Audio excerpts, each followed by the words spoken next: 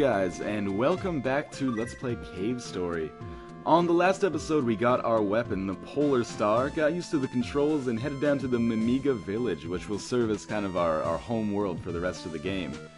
Here we're going to start out by getting an item that I probably should have gotten a little bit earlier.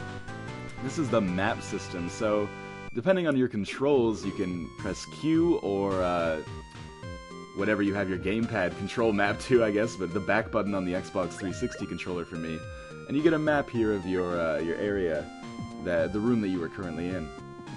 But this is not essential, I think, to beating the game, but it is probably a good asset, and it might be essential if your goal is to collect everything in the game, because this will allow you to see, all the doors and nooks and crannies that can hold life capsules or weapon upgrades, other things like that.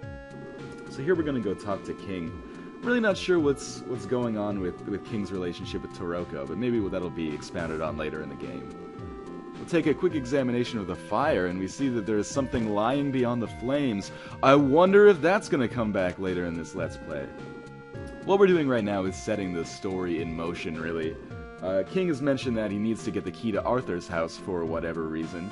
And now that Jack has heard Toroko's been kidnapped, he abandons the door to the graveyard, which, believe it or not, there's something shiny up there by Arthur's tombstone. I wonder if it could be the exact item we need for this quest.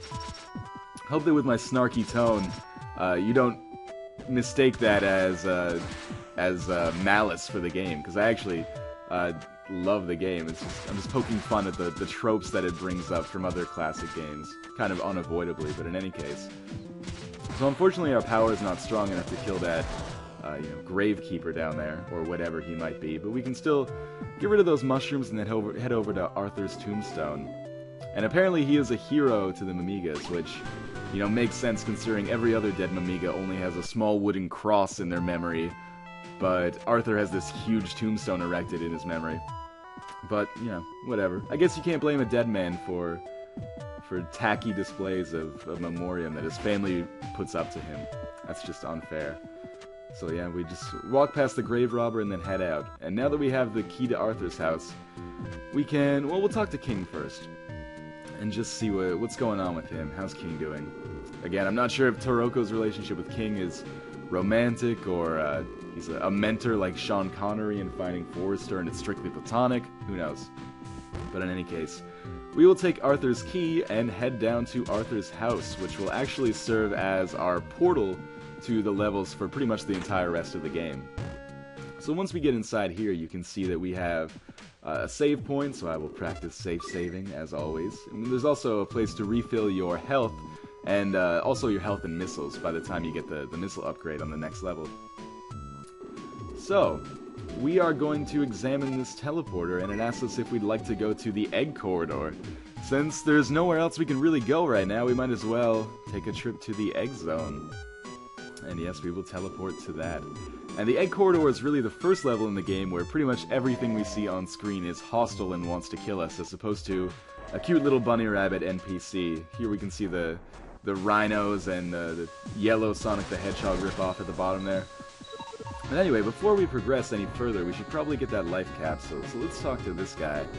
He lets us know that the white thing at the bottom will kill us instantly, so that's going to be our main danger for the rest of this level, is just avoiding that. Because there's a number of times when we actually have to come down to this bottom level to advance in this world.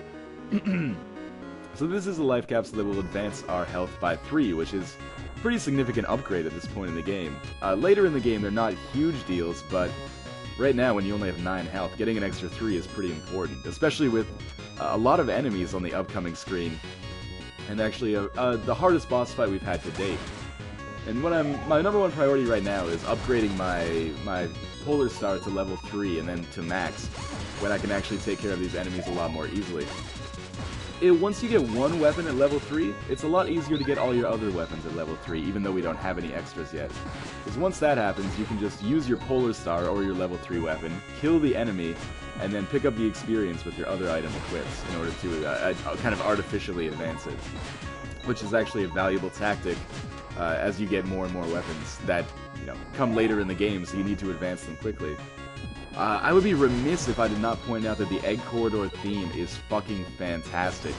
And I feel like I say this about every indie game that I let's play or review, but the soundtrack is superb and absolutely functions as a standalone product as opposed to just, you know, something within the context of the game as well.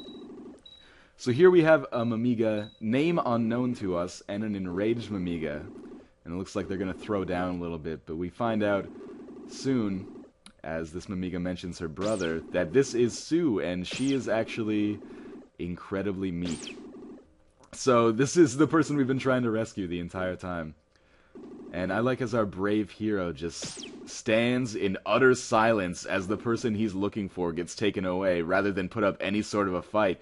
You have a gun! Shoot it!